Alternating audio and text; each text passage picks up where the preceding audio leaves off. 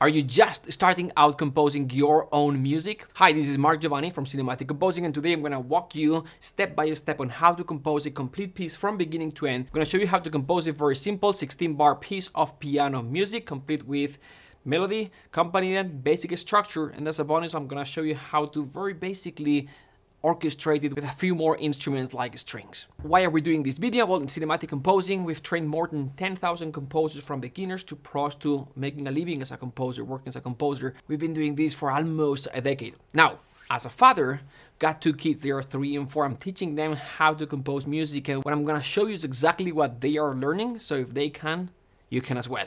So if you're a complete beginner, if this is your first ever song, if you want to compose your first piece of music, you're in the right spot. Alright, so let's get started. I recommend you watching this video twice. First, kind of to observe the concepts, and then recommend you downloading the free companion guide to this video. It's a PDF on how to compose cinematic music in 3 simple steps, which outlines the step-by-step method I'm going to be showing today, but in an easy to follow PDF format. The link for that is in the description below. And then I would recommend watching the video a second time with the PDF on hand to follow along and to start applying the concepts that I'm going to show you. Composers today typically are going to use a computer and a digital audio workstation like this, or DAW for short, like Cubase, Reaper, Logic. Some prefer notation software like Sibelius, Dorico, Finale, MuseScore. A DAW helps composers using high-quality samples and virtual instruments for a polished sound. Notation software, on the other hand, is like a musical word processor. It's perfect for visualizing your composition, but is less flexible for adjusting sound parameters like MIDI controller data. For this tutorial, I'm going to be using Cubase, which is available as a 30-day trial. So you can download and you can follow along with me. Cubase allows us to record or draw MIDI data for our compositions, but to actually hear the music, we need some additional sounds, which are samples or virtual instruments. For this tutorial, we're going to use a free piano sound called Soft Piano from Spitfire's Audio, the Labs range. Check the description for a link to download the piano. Now, once in Cubase main window, we start with a blank slate. Let's add a track and load a sound. Right-click in the left area, select Add Instrument Track to see a list of installed virtual instruments, and select Labs, Add Track. After loading the Labs software, load the Soft Piano instrument. This is a piano that, even though it's free, many composers use it in commercial projects for films and TV. So with the piano loaded, now we've got the piano sound. Now we're gonna break down the different components of our music. Alright, now pay attention to this. If you understand this concept, you'll be able to compose any type of music in any style. So this is all there is to music. You see, there are 3 musical forces. We've got direction, movement, background. So for simplicity's sake, direction is generally going to be the melody. Tune is the part of the music that you generally will find yourself singing along, right? For example, background, the third one down here, it's going to usually be the harmony. Harmony is often 2 or more notes played together, often as a chord, which typically complements and supports a melody in the background. Like this, for example, here we've got direction equals melody. This part down here is the background that adds support to the melody. Sounds like this. And finally, we've got movement. Movement is the accompaniment or the ostinato part of the music, which is sort of what creates excitement and propels the music forward. Like this. This part up here is the direction and the movement layer. Let's look at several examples of the use of these 3 elements from one of the most notable film composers of all time, John Williams. Now, understand this. These 3 elements, many times you'll find them combined. You have direction, movement, background, the 3 at the same time. But this is actually not mandatory. Many times you will find them by themselves. For example, just one element, direction. Here's a memorable example from the Harry Potter movie. This is Hedwig's theme.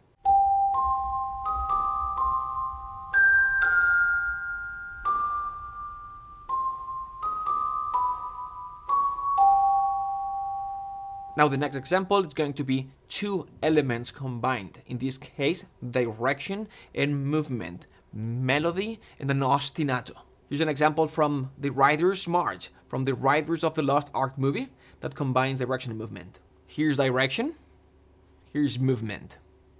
The direction element is the melody or the tune, which is the part that you'll easily remember and sing along. And the movement layer is the repeating pattern underneath that propels the music forward.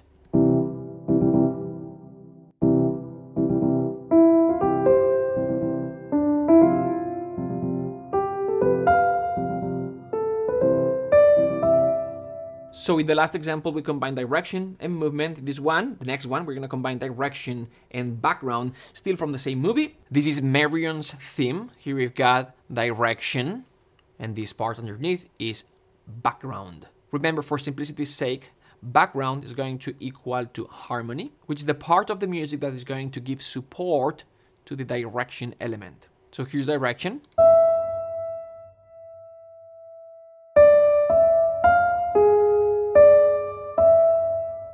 And adding the support layer, background.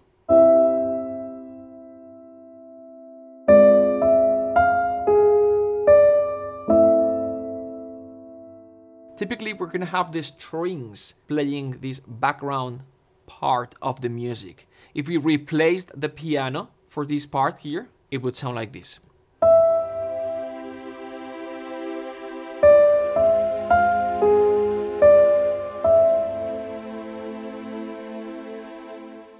And finally, three elements combined together. We're gonna have, in this case, direction, movement, and background. Direction being this layer up here, movement, this one here, and then background here.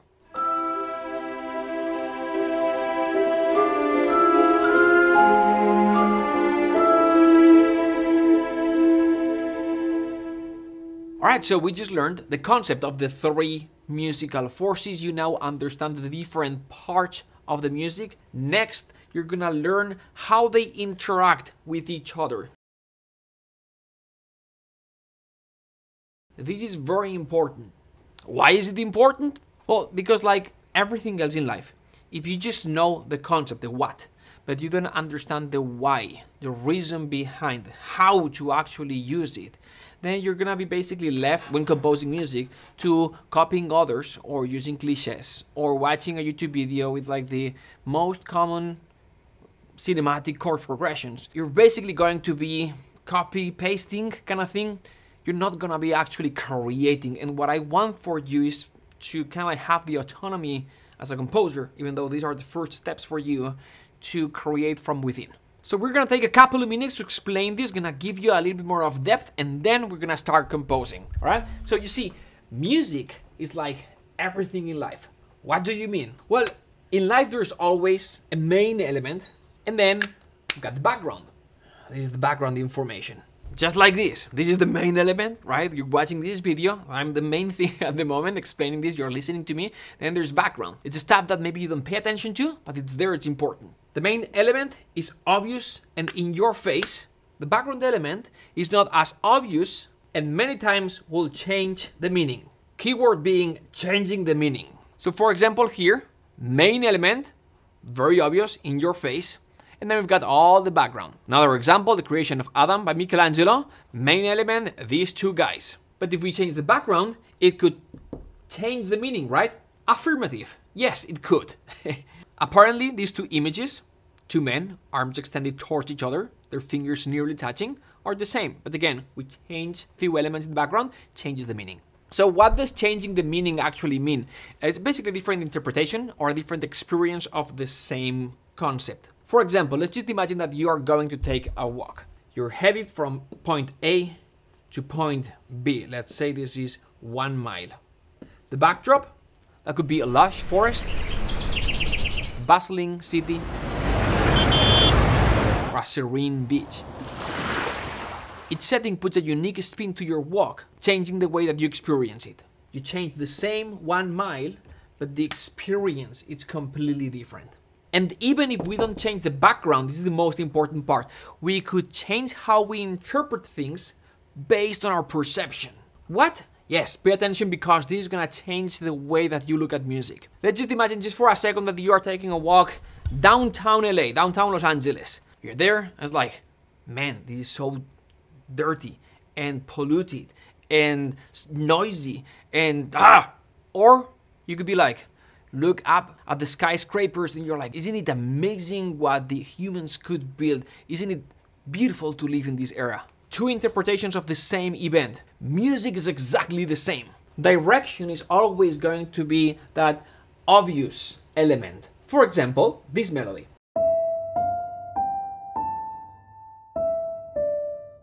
Background, on the other side, is what's going to give meaning to direction.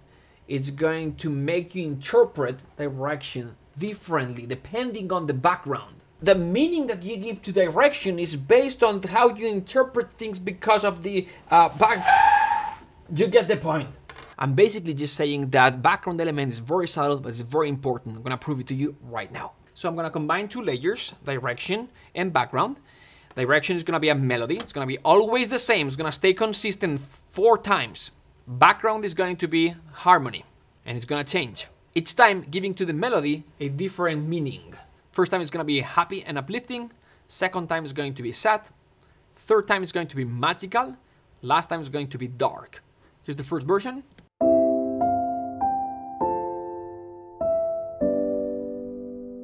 This time it's gonna sound a little bit more sad.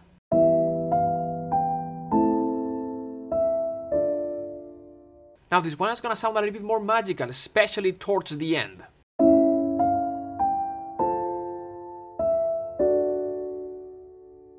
And this one is gonna sound a little bit darker and ominous.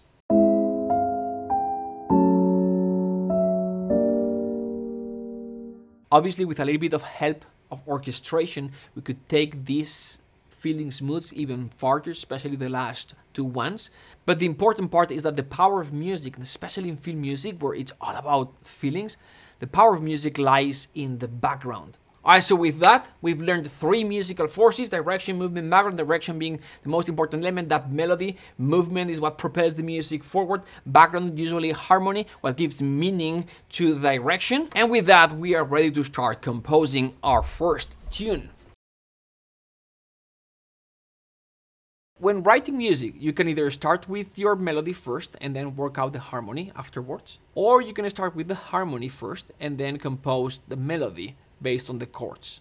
What should I start with? What's best? First melody and then harmony, or the other way around? Very simple. If you've got to write lots of music, like a soundtrack for a movie, for example, start with direction, because that's the main element that you're gonna develop later on. But if it's a short tune like this one, it doesn't matter. And if you are a beginner, this is your first tune, it's generally going to be easier to come up with the chords first and then figure out the melody afterwards based on the chords chosen. So that's what we're gonna do. We're gonna start with a chord progression. I'm gonna give you 3 very common chord progressions in the key of C major that you can use. The first one starts with C major, then we're gonna go to F major, G major, and back to C major. The second one starts a little bit more sad with A minor, that descends to G major, down to F major, ends with C major. Third one is a beautiful one, starts with E minor, a little bit melancholic feeling, goes up to F major, C major, ends with G major. You can choose any one, but I'm going to choose the second one. Once you've chosen the chord progression that you like, we're gonna input that into your DAW using the piano sound that we've previously loaded. If you've got a musical keyboard, which you can connect to your computer via USB or MIDI, you can then record yourself playing this into your DAW like this.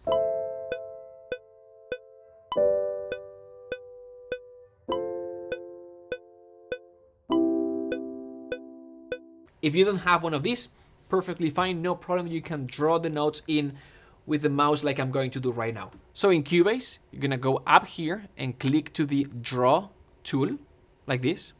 You can also access the Draw tool by pressing 8. And then I'm going to draw a MIDI region where I would like the notes to live.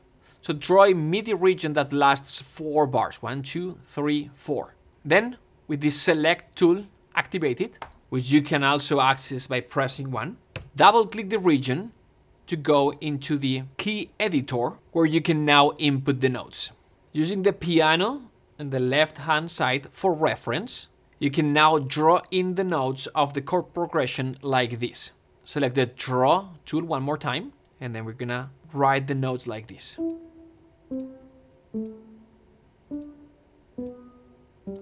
If your notes are shorter, because you've got 1/8 selected, just click and drag.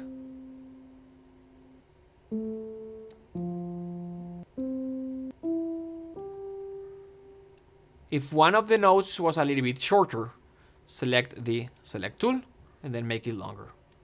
I'm going to move these 3 up an octave so they reflect exactly the chord progression that I've given you. Now that we've got the chord progression, once all the notes are drawn in, you can then hear them by pressing the play button or the space bar.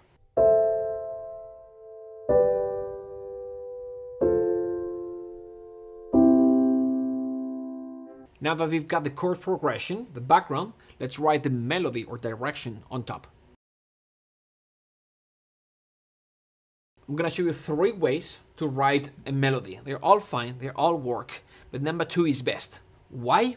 Well, number 1 is perfectly fine, and it works, but it's what everyone else does. So if you do the same, you're gonna sound like everyone else. It's gonna sound a little bit generic. Number 2 though is how the pros do it. So I'm gonna show you that so you can practice when you feel confident. So number 1 is the easiest, more generic. Number 2 is how the pros do it. That's what you want to do, but you want to practice when you feel confident. And number 3 is a hybrid mix between the 1 and 2. So when writing a melody to a given set of chords, if you are starting out and it feels a little bit intimidating, it could be useful to limit yourself to just using the notes in the chord. So for example, in this first chord, we've got the note A, C, and E. So we could start with the note C, for example. Then here for the next chord, we've got G, B, D. So we have the note B. Then we've got F, A, C. So we could have the A. And then we've got C, E, G. So we could have C, for example. Let's take a listen to this.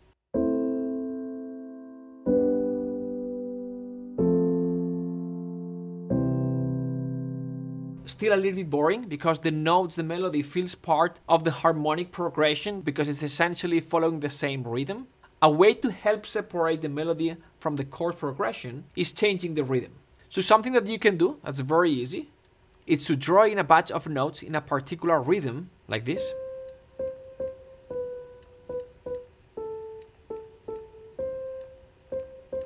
And then in Cubase, you can use the arrows or the mouse to move them up and down until we find a pitch that sounds good. Remember to limit yourself to the notes by the chord given. So for example,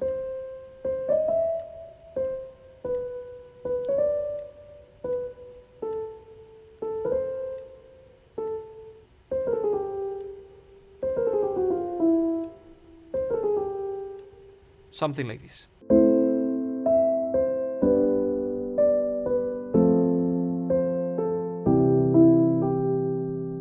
So while limiting yourself to just using the notes containing the chord works, when you feel a little bit confident, you can start using some other notes that are not part of the chord. For example, we can change this note from D to C.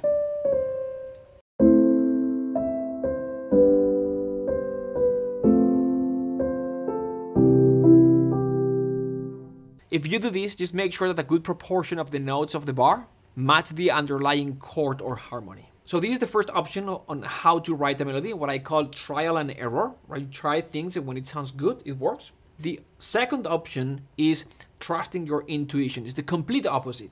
So I'm going to delete this melody. I'm going to show you how this is done. This one is better because it comes unfiltered. When you are doing trial and error, you are filtered by technology in this case. But what you're going to learn right now, it comes unfiltered directly from within you. So this is how you're going to do it.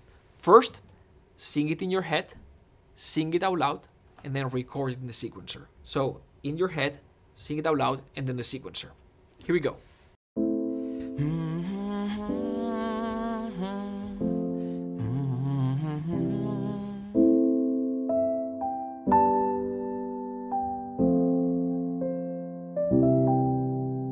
There you go.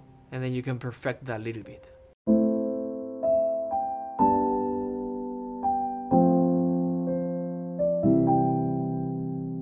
I like to say that you have to trust this process, what I just did. In your life, you've heard thousands, millions of melodies that are stored in your subconscious and that have been filtered by your perception. So when you pull from that memory and they come out from you, that is very uniquely yours. There's no one that's gonna create a melody like the one that you just created. That's if you use option 2, intuition. If you use option 1, which is trial and error, again, you're filtered by the tool, the technology, like everyone else. And so your music is gonna sound like everyone else's. Option number 3 is a hybrid between 1 and 2. If you still don't have the confidence to sing the entire melody and then trying to find the notes, what you can do is to put the first note of each chord at the beginning as a guidance for you, and then try to sing the second part of the chord and then find the notes, like this.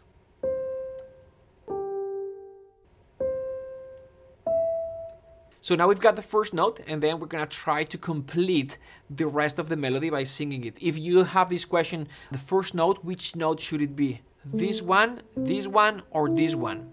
I recommend this and this one for strength, this one for emotion. So the first or the fifth for strength, the third for emotion. So let's see what we've got.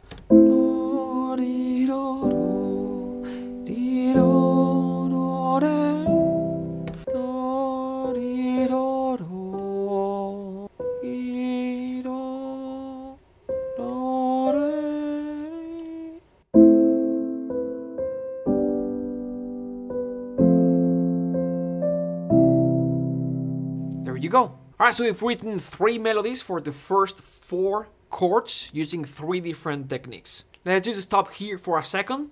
Let's define how to write a good melody. Again, what I recommend is trust your intuition. That's what I teach my students. That's what I teach my kids. I play them a chord progression a couple of times. They listen to it, and then I make them sing a melody on top. That's what I recommend you. That being said, and before we move on to the next section, which is development, these are a series of rules that tend to work to create a good melody. Number 1, a good melody often finds a balance between repetition and development or variation. Because of this, a useful tip is to repeat elements like rhythm, especially when you are in the process of extending a melody. Remember this example?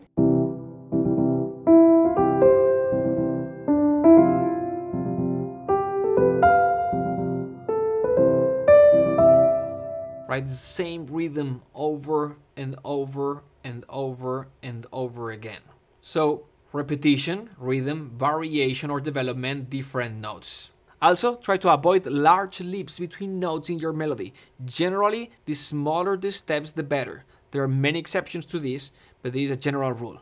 Another tip, another suggestion, and this one is super typical, that always works, is what I call the create, repeat, variate, come back. It's a very typical melody structure where you're going to create the first part or a motif for the melody. Then you're gonna repeat this motif. This is still part of the same melody. Then you're gonna create a variation, and then you're gonna come back to the first motif. So this is one melody, but built structurally in a way that makes it more memorable. Here we go.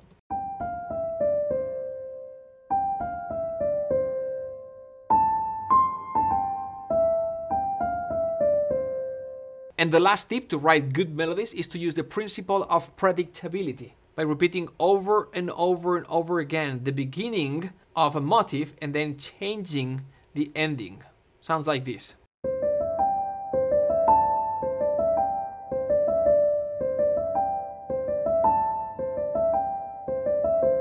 So that's it. Now, don't sweat it, don't stress out. Writing a melody is thrilling, but it takes time to perfect it. Now, that being said, Regardless any current trend or popular style, every composer, especially film composer, will be a good melodist. You have to be skilled at being able to write melodies. Think Max Steiner, Gone with the Wind.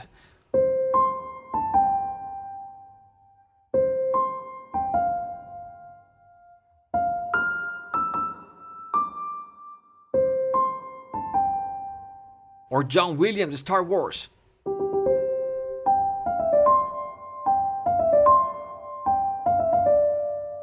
Hans Zimmer, Pirates of the Caribbean.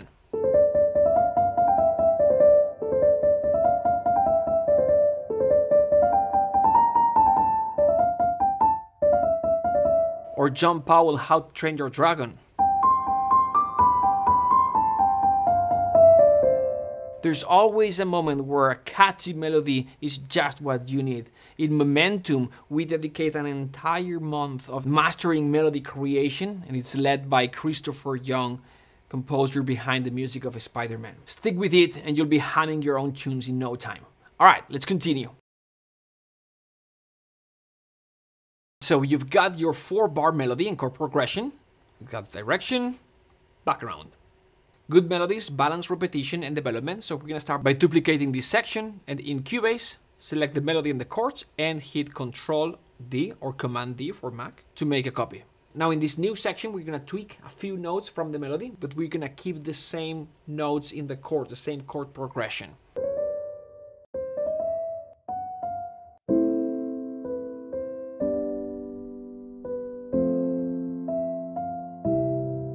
So this is section A, and this slightly modified version is going to be A1. Now we're going to introduce a new flavor with section B. There's going to be 4 more bars, and to give the listener a break from this chord progression that we've had already 2 times, we're going to introduce a new chord progression. In this case is going to be E minor, F major, C major, G major. Now that the chords are set, we're going to create a melody. It has to be a contrasting melody to compare to what we had in section A, so try to play with the rhythms and the pitches and the notes. I'm going to move these chords down an octave because I've got this melody in mind.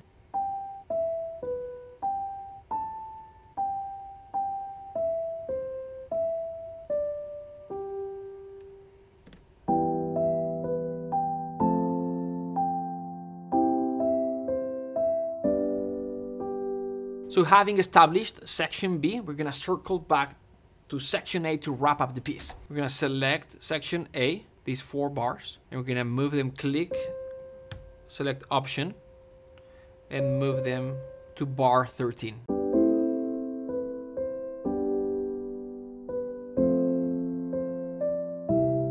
To give your piece a natural finish, we're going to swap the chords 2 and 3, like this.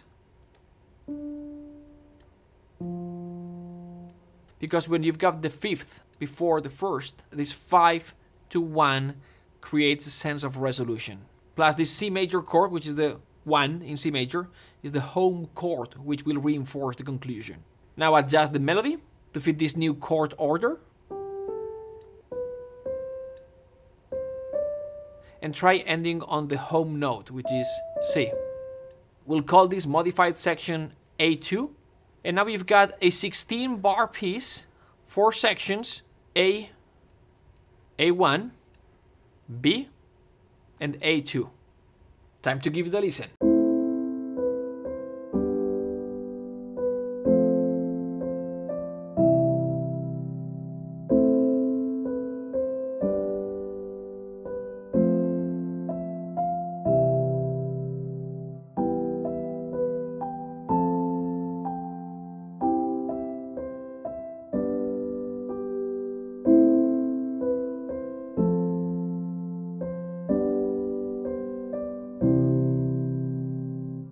Alright, so your melody has a chord progression. You've got 2 layers, direction and background.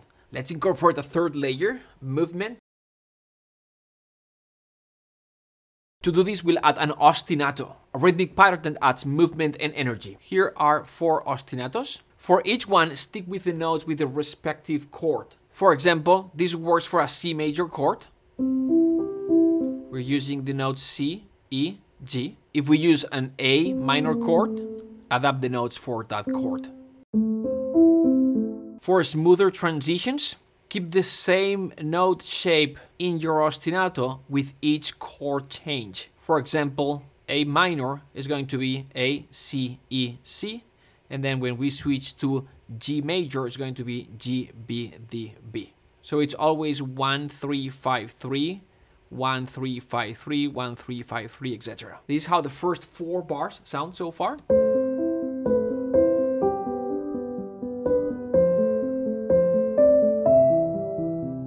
When you feel comfortable with ostinatos, you can introduce notes in the ostinato from outside the main chord.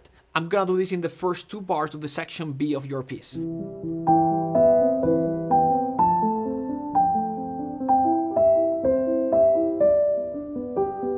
Let's hear the entire piece with the melody, direction, and the ostinato movement. I removed the background because we're gonna do this in the next step as a bonus. But so far it sounds like this.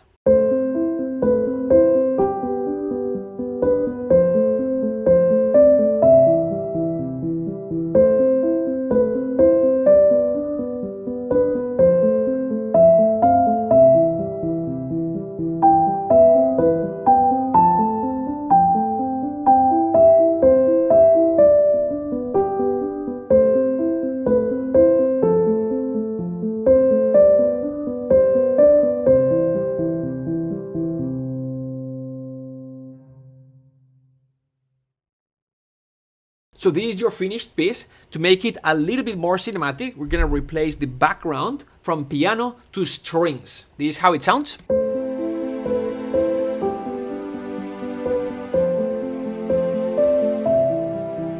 Now it sounds a bit robotic and it doesn't feel natural. Why? Because it lacks dynamics. To make the strings feel more alive and realistic, we have to add dynamics.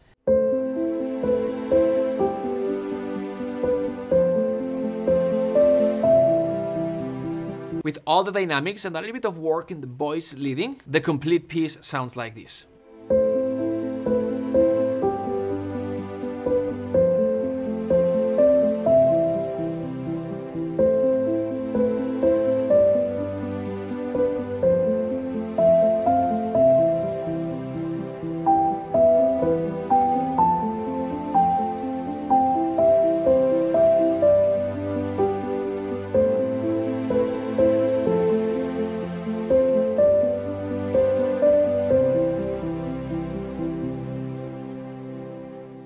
So that's a quick outline of how to write a 16-bar piano piece with the strings accompaniment. Number 1, background. Start by choosing one of the chord progressions that I've given you. 2, direction. Compose a short melody. Develop that melody further by using an A1. Then create some contrast with B section, returning back to the A section to finish. And 3, movement. Think of an accompaniment based on the chord progression and use an ostinato as a quick way to add a supporting layer to the melody. So in this video, you haven't just only composed your first tune, you've also learned the 3 musical forces concept, and if you understand this, you'll be able to compose any type of music in any style. Now, from now on, whenever you're listening to music, no matter if it's in the radio or a soundtrack, try to identify for these 3 elements. Soon you'll be like, oh, this is direction, oh, this is movement. And if you're a nerd like me, you're gonna be trying to figure out the subtleties of the background layer. If you found this video useful, make sure to give it a like and subscribe to the channel for more tricks and tips. And if you've got any question, please post them in the comments below. Alright, I'll see you in the next one. Bye.